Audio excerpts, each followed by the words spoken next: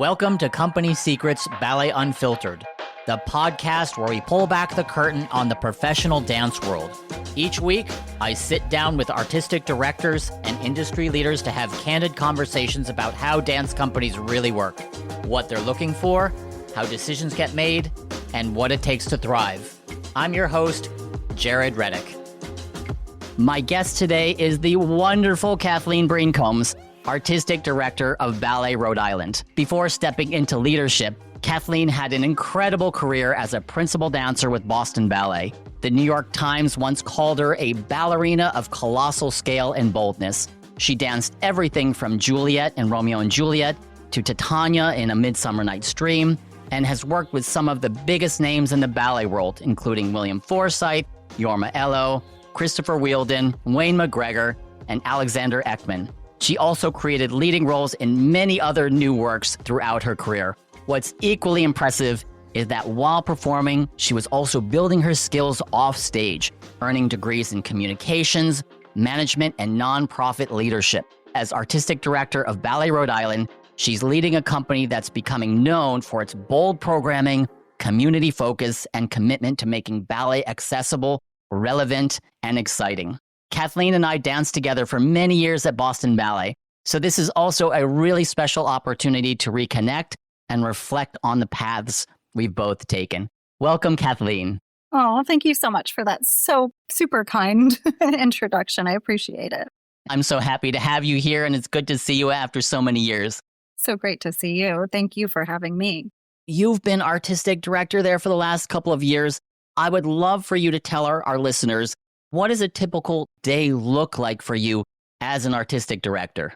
Oh my gosh, everything and anything. I always say I have a plan for the day, and then I go in like 47 different directions based on what happens throughout the day. But in addition to being the artistic director, I'm also the executive director. So I handle a lot of the business side of the organization as well. We're a smaller organization. But I try to be in the studio as much as I can while the company is in season. So, while they're here, I typically try to teach class at least once a week.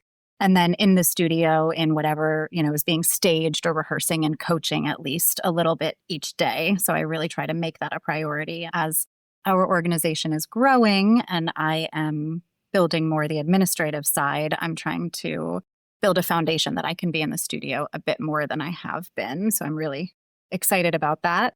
But, I handle everything, speaking to dancers every day, scheduling, speaking to choreographers, strategic planning, finances, marketing, really all aspects of the organization.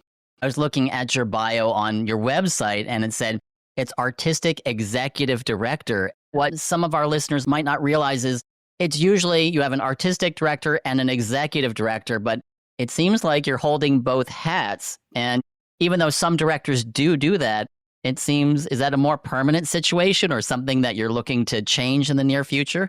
I hope for your sake. Yeah, exactly. Right.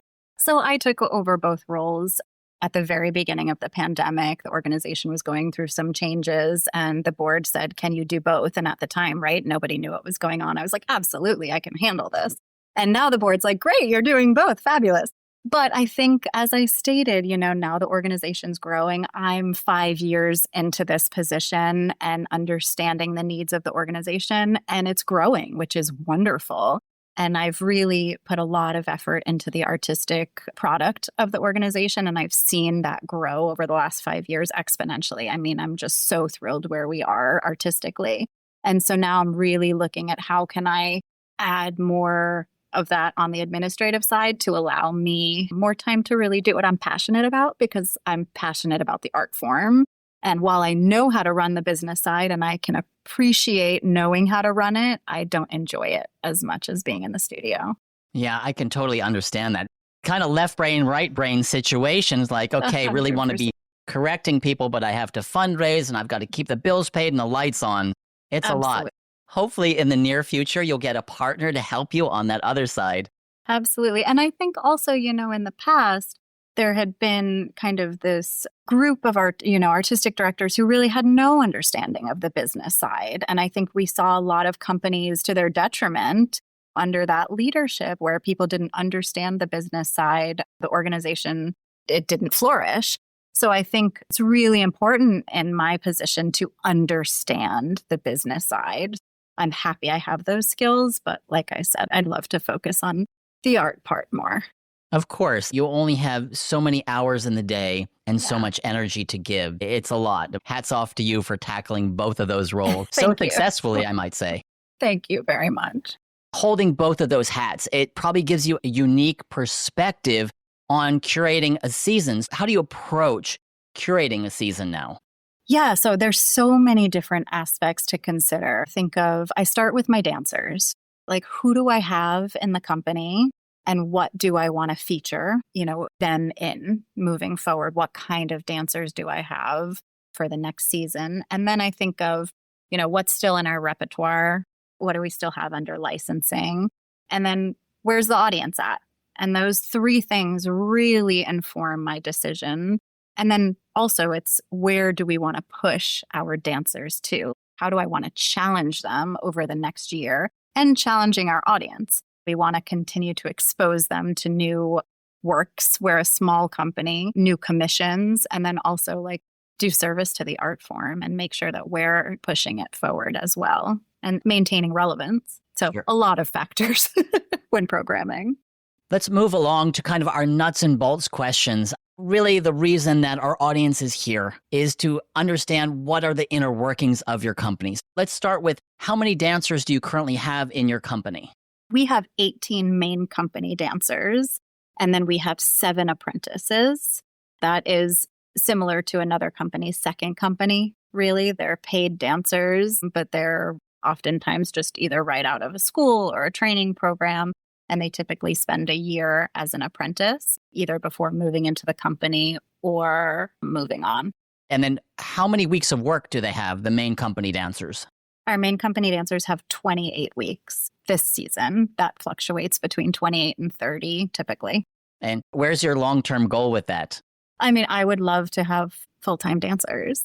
I would love to have a full-time company, ideally, but within, if I could get our dancers up to closer to 36, I'd be really thrilled. That's great. Well, obviously, everyone's shooting for that 36, 38, 40 weeks of work, which is really great for dancers for their employment and for the stability of the company and the organization.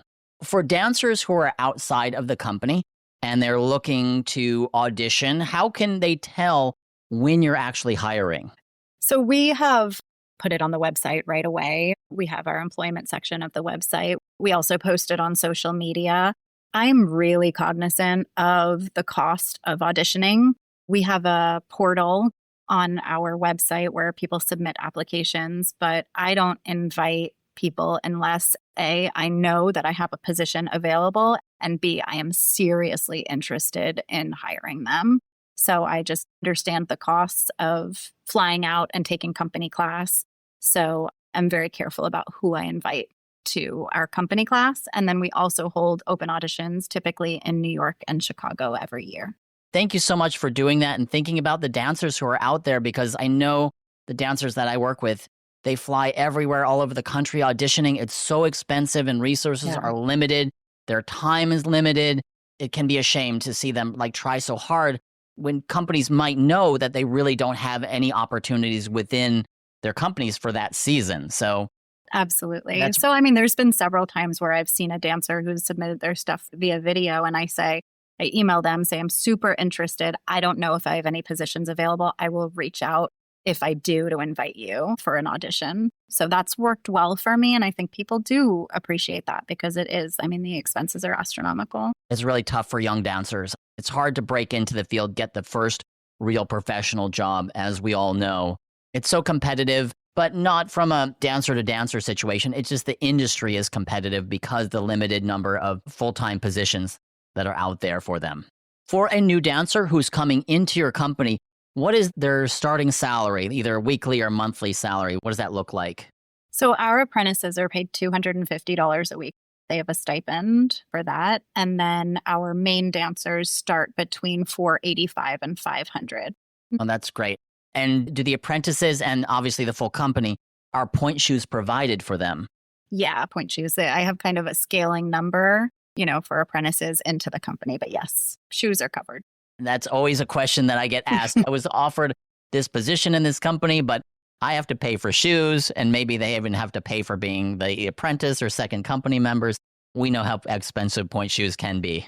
And then for Ballet Rhode Island, how many performances per season do you all have? So next year we have 56 performances actually currently scheduled, 6 different programs, and we're actually performing in 6 different theaters next year. Wow, that keeps you very busy in terms of managing the logistics of that. So we rebranded a few years ago. We were Festival Ballet Providence when I took over. And, Rhode Island's the smallest state. And I felt like we were making ourselves even smaller by tying ourselves to a city. And we really wanted to, move beyond just Providence. Providence has 130,000 people. Rhode Island only has 2 million. We really wanted to connect with all of Rhode Island. So that's really been part of our mission, is to not just stay in Providence. So this is really highlighting that by traveling all over the state and performing in different theaters. I can tell you, as someone looking from the outside in, your rebrand is so beautiful. Your website, you really see your artistic vision coming through what you've done there since you've taken over the leadership position. Thank you. That means a lot because a lot of work went into it. If anybody's ever rebranded a company. Oh, no doubt. It's a lot. You were saying that dancers, you have an audition portal, if I'm not mistaken. When dancers send their audition materials to you, what is the process? Who sees it? And when do they see it? And when does it get to you? Because you're the ultimate decision maker about who's hired into the company. Yeah, so it goes in and it's either myself or one of the rehearsal directors in our organization, mainly our rehearsal director, Christopher Anderson, who is also the principal of our core program in the school. And we have different levels of files within that audition folder. So he'll go through and make a first pass and put specific people into my file that he thinks I would be interested to look at. And he's very liberal with it. And we have different, this person would be a good full company member. This person would be a good apprentice. We also have a training program. So we'll slot people into our training program. And so it narrows down, and then I'll go in there. And if there's somebody who he's like, I know Kathleen would love it, he actually emails them directly to me and take a look at this person. And then I look at it. And we really try to stay on top of it because there's just so many submissions. And I think it's really important to follow up and kind of be on top of it. And you don't want to miss a potential talented person that could be a part of your company. It's great if you're following up with those dancers, because I know it's such a challenging position to be auditioning all the time and not hearing anything back from all the places you've sent reels to, you've sent audition materials to. That's wonderful that you're doing that. And so for your company, now you have these audition videos in front of you, or you have a dancer right in front of you in company class or an audition that you're holding. What qualities immediately catch your eye? I am looking for artists. Like, I want to see people who have an absolute joy for what they do and a hunger to get better. I think for me, the main thing that drives me crazy about dancers is complacency. When I see a dancer who's just, you can tell in their eyes the minute they're like focused and they want it in classical and contemporary, and it projects this energy from them that they're interested and they're open. And I think that's a big thing, because I just find that we're a small company, and even one dancer who has a different kind of approach to their work or a different attitude can make a really big difference in the culture of the company. I'm really careful about who I bring into the organization. That goes dancers, choreographers, stagers, everybody. But even with the dancers, I'll watch their video, they'll come here, and then I'll have an interview with them, like a Zoom interview, and talk to them. Like, why do you want to work here? What do you think about, work culture, and what kind of environment do you want to be a part of? Because that just plays so big a factor into the culture of the organization and the company. Hiring a dancer from a class is one thing, but getting to understand what's the chemistry going to be like when you bring this dancer in. It can be a situation where a dancer could be brilliant and you love their talent, but it doesn't really work once they get there. They're not set up for success. The company's not set up for success in that respect. You want them to succeed, right? Anyone you bring in, you want them to succeed so badly, because it is so challenging to create the resources to bring these dancers in and have them a part of the company and produce the level of art that you are producing. Oh my gosh. And I tell that to my dancers, at the very beginning of the season, like, each of you are here because I already love you as artists. Like, I so appreciate the work that you've already done just to get to this level. I think if you can start from there with your company and there's an understanding and appreciation for the art and work that they've already put in, then you're starting at a different level. I think there's a trust that's there that when you're pushing them harder into certain roles, that they trust that it's for the right reasons. And you're pushing them because you believe in them, not because you're trying to break them down. There's been a generational shift in the ballet world in terms of that, the more supportive environments in companies. Because I feel for my own career, I didn't feel like I had that support. It felt like they were trying to break me down. Right? Versus, Survival of the fittest. Absolutely. It's survival of the fittest in the company. And it's like, yeah, okay. Sink or swim, you know? It was either like, you're given an opportunity and prove us that you deserve this. I always said, like, every day was an audition. And while I don't like complacency, so it goes hand in hand, but you don't want a fear-based model or dancers who don't feel like they can take risks and fail. The ability and the space to take risks as an artist. And again, being in ballet companies, it's so challenging to get those opportunities to be able to take those risks. Yeah, especially when you only have one performance. And that's where, it's so hard sometimes because you don't want people to hold back at all. You want them to just go for it and really just seize the moment. Exactly, because the opportunities are few and far between. Even if you're in a big company, it still can feel that way. Thinking about these young dancers now, what do you wish that these young dancers knew about company life? Oh, don't waste time. It's so short-lived. It's like, get down to business right away, right? Come in and work and be the best that you can be. There's so much time spent either comparing yourself or waiting for something to happen. And I think the biggest thing is like, just get in there and put the work in and put your head down and do the work every day and worry about your own path. It's really about seizing the moment and not wasting time. In this industry, time is money, and you want to make sure that you don't waste any moment of it. It's getting in the studio every day, putting your head down, putting the work in, and worrying about your own path and not what it looks like compared to somebody else's. Since you first joined the company 5 years ago, how have you seen the expectation change for dancers? I mean, I think that my expectation, and, I came from a big organization and I had very high expectations. I think our artistic staff has very high expectations. And I wanted the company to step up, to level up to a certain presentation of artistry, physicality, technique, all of those things. I really pushed each of our dancers to just continue to improve. And every year I've seen the level of people who are coming interested in joining our company. The level has gotten higher and higher, which I'm amazed. Sometimes I'm like, oh my goodness, wonderful. I've watched the level of the company really grow. You can see it internally at first as somebody who's in the field, but then when you have external people saying, oh my goodness, the level of the whole company is so much higher. For me, that's really lovely to hear because we've been working so hard. It's interesting that external validation and how much it means to an organization or for you as a leader, because you're working so hard on the day-to-day things that sometimes it can get lost. You lose track of that progress that you're making. Yeah, I've had choreographers come back a few times. They haven't been here in a few years and they're like blown away. They're like, oh my God, you're a company now. And I'm like, really? Do you think so? Because I feel it. But to hear people within the industry see it, it is really nice to hear. That must be so gratifying, as you mentioned. Thinking about mental health, we've been in this conversation about dancers and their mental health more directly and more succinctly. What's one habit or mindset that has served you throughout your career in terms of mental health?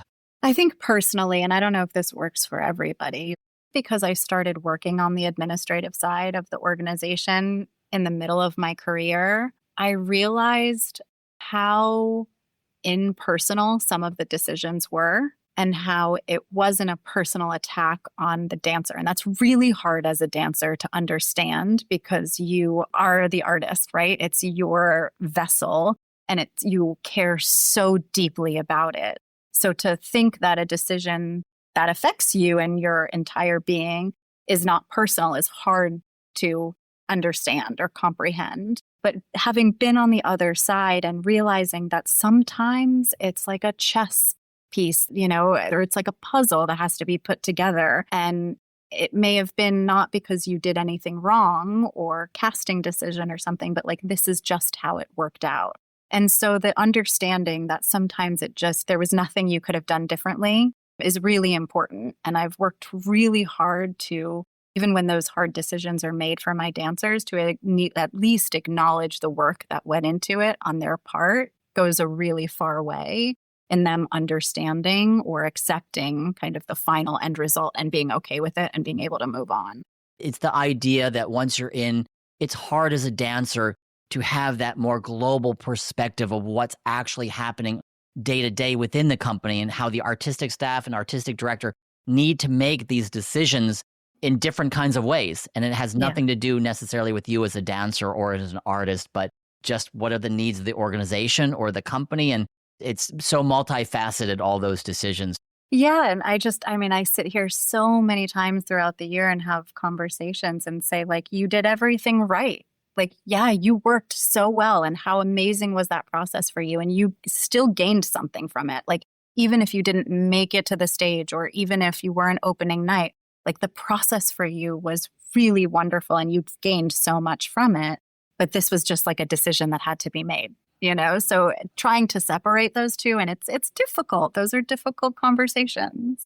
It might soften the blow, but for a dancer, we've been on the other side of that casting decision where it's like, oh man, I didn't get cast in this role or that role or wasn't called for this ballet. But, at least you're having the conversation. At least the dialogue is happening and maybe trying to educate these dancers about, it's not about you. It's about what we need to do as an organization. I think that's the key, though, Jared. It's really about the conversation because for me, there was a lot of withholding of information. I'm not really sure why or the reasoning behind it. And I think that's industry wide. It was just the way things were done. You got told to be at this show and your name was put on the board and there was no reasoning behind it. And that was really hard as a dancer to not even know why. I think if I can at least provide some sort of context or at least have a conversation acknowledging the hard work behind it, softens the blow, as you said. I wanted to circle back to, you were talking about mid-career, you started pursuing further education on the administrative side. Can you talk a little bit about that and maybe how that might be helpful for the young dancers or dancers who are in the middle of their career, why they might want to pursue that and what kind of insights that might give them into what they're doing as dancers? I was always a dancer who was very aware of like the end of my career. I knew I wasn't going to dance, until I was 50. I had to have another plan. I had to know what was next. But I also knew that like I loved this art form and I saw myself continuing on. And there were so many things that I saw throughout my career that I was like, I would have done that differently, which is really easy to say at the time. Yeah. But now I'm like, it's a little harder to change things. But I kept like that list of things that I would like to do differently and how can I use that and move forward. But I also felt like it was really important to have education behind it. So to go back to school, to get a degree in management and communications and nonprofit leadership, it felt like it gave me the tools. And during that time, I kind of said yes to everything within the organization. If I was asked to go speak at this event, I'd say yes. If I was asked to do this interview or go speak here. So I started realizing that there was a lot of opportunities for me to learn a lot. And I think another thing that dancers really need to understand, and there's a weird relationship dynamic with boards sometimes where it's like, oh, they give us money so we can't talk to them. But it really is access to probably the most influential and important people in the city. Right? These are people who are invested in the culture, invested in the city. They're hugely knowledgeable about their own fields. So I think utilizing that network and speaking to those people and understanding what they're doing. And, some of my board members from Boston Ballet have been my mentors and are still our mentors to me because they have so much information. So I think there's so much opportunity to learn a lot from the people that are surrounding the organization.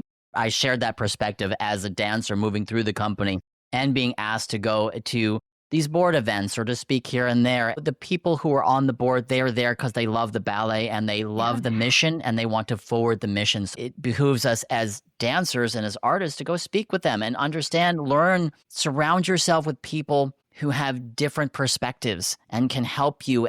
I know so many of the board members, they have such interesting lives. Oh my gosh. Yeah. Fascinating. They're running the biggest companies in the city. It's really, and they care. They care about the art forms. I've heard kind of people being like, oh, we have to go to these events. And I'm like, oh my gosh, this is just such a great opportunity to meet people who are really invested in what we do. I'm wondering, when you were younger, did you ever imagine yourself becoming an artistic director? Was that something a goal that was like, I'm going to do this in the future? Tell us about that. Honestly, not really. Felt like an artistic director. During my time, it was mostly men. When I worked with one female choreographer my entire career. And the weird thing now, looking back at this, is I never questioned that. I never questioned why I never worked with a female choreographer until about 10 years into my career. It was so normal that I had never even questioned it. I didn't know if I had that in me to kind of lead an organization, but I also feel like now I do. I got to the point where I was like, why not? I've been in this industry for so long and I do have a lot of knowledge. And I remember speaking to a stager who said, you need to be doing this. And they really kind of lit this fire in me and supported me. As someone who's had such a prolific career and you've been given so much information and knowledge by so many stagers and choreographers and directors and rehearsal directors to give that back to the dancers, right? It feels like a heavy responsibility. It's like, I have this knowledge. I might not have ever thought of myself as being a leader, but I do feel like a responsibility to the art form. How can I give back to the art form that's given me so much at this point in my life? So yeah, and if we don't, who's going to? It's in the process. It's so funny because you'll get in the studio and you'll start working on a role and then all these memories of what was told to you comes back and you're like, oh my gosh, I have so much here. There's layers. It's like an onion. I just have to say how wonderful it is that you are in that crop of all the female directors that are now populating the ballet world. So congratulations for that. Thank you. It is that glass ceiling, right? It is. It is there. Absolutely. And I think as artists, we always doubt ourselves. We're always waiting to be perfect to take the next step. So I think that was something too that I had to say, no, you can learn on the job. You can take this opportunity and you can analyze your mistakes and take risks and then change the way you do things. That's okay to do in the position. That's the way we learn, right? We have to try and then, yes, we fail, but how do we manage with some of those failures or things that don't go necessarily as planned? Failure seems like a heavy word, right? Yes, exactly. It's repair. We repair. What's a dream project or collaboration you'd love to bring to life? I know. Oh, so many things. Of course. So many things. But I want, for this organization, I would say, I really want to bring us on tour to the Joyce. That's a dream because I think that we deserve to be there. I think New York deserves to see the level of work that we're putting on here. So that's for me where I would love to do. But there's larger choreographers that I would love to work with, if budget permitting in the next few years and do a full length work here. And I'm also working on this idea of hosting different companies, for this smaller company group, bringing a company to us and hosting them and us having an opportunity to go to them. So creating these partnership opportunities because touring is really expensive. So how do we get us to tour, but kind of with this reciprocal partnership with other companies our size? I have no doubt that you'll make that happen in the near future. Trying. I have to ask, which choreographers, what ballets is top of your list that you're like, oh, if we could just do this ballet? Killian. I would love to bring a whole evening of Killian here. Really, It was a highlight of my career. I mean, I've been following the whole Killian Festival in Oslo right now and just dreams of bringing some of those ballets to my dancers. And I also think that what the process of learning those ballets and performing those ballets did for me as an artist was just so monumental. And I would love for my dancers to be able to experience that. You think about ballets or choreographers such as Killian and how much they feed a dancer artistically and how much development you have within those works. Yes, you get it in the studio, but performing it in front of an audience, it's just, there's nothing like it. No, absolutely. Yeah. And it's just, there's so many layers to each of it. You know, you do it how many times, and every time you do it, they're like, oh, you learn something new about it. And how incredible is that? And also, I have to say, everybody I've worked with who has been part of that trust or staging has just been so incredible in the studio. And I think that says so much about the choreographer and the work that he did. I agree, because you look at the stagers and you look at all the choreographers who come from that company during his time. They are doing amazing work all over the world. So how fertile was that environment with Yuri Killian? Tell us what's coming up for you. What's exciting about next season? We have a few really cool projects I'm really excited about. We are partnering with a museum, the Westerly American Impressionism Museum, and I'm bringing in 3 choreographers who will each be inspired by a work from the museum to create a new piece, and we're calling it Off the Wall, bringing art to life. So I'm excited to see that. But actually, the project I'm most excited about next year is we're bringing Sophie Treadwell's 1928 play called Machinal, and we're creating a ballet to that. So we've partnered with the University of Rhode Island and director of the theater department at URI, and she's done this play as a play and is going to be working with our resident choreographer, Yuri Yanowski, and they're going to be creating a new ballet. It's a really feminist ballet. I think it was, written in 1928 about like kind of the machine of life and how can you break these expectations. And I think there's still so much to it today. So I'm really excited to see it come to life in a different way. Oh, that sounds fantastic. Congratulations for getting that off the ground. And I'm looking forward to, I probably won't be able to see it, but I look forward to reading the reviews. Yeah, thank you. No, it's an exciting project, and it's our first kind of like commission of a full-length ballet that's a different ballet. And it's a risk on our part because it's not a Peter Pan. It's not a very common story, family-oriented ballet. It's certainly a risk, but I'm excited about it. Kudos to you for taking that risk and bringing such a wonderful story forward. We need more of that in the dance world. We need new stories. We need to make the classics of tomorrow, right? Absolutely. Well, I'd like to end each interview with our full circle question. What's one piece of advice you'd give your younger self at the start of your professional career? Don't waste time. I think that's my biggest one. And I think it's also like enjoy the process and don't be embarrassed by not being perfect. I think I spent probably like the first half of my career not wanting to work on things in the studio because I thought I was supposed to be perfect right away. And then I backtracked and I had like this reset in my career where it was like, oh my gosh, that's how you get better. The failing in the studio, the trying things in the studio, the taking the time to like reset every once in a while and really figure out what you need to do to be better. And enjoying that process is really, really important to the entire thing. I was so worried about being perfect all the time. And then I kind of realized that actually my imperfections made me more interesting as a dancer. So to remember that, right? That's what made me like perfect is boring. And embrace your imperfections. I wish I did that earlier, and don't be afraid to fail. And just go for it.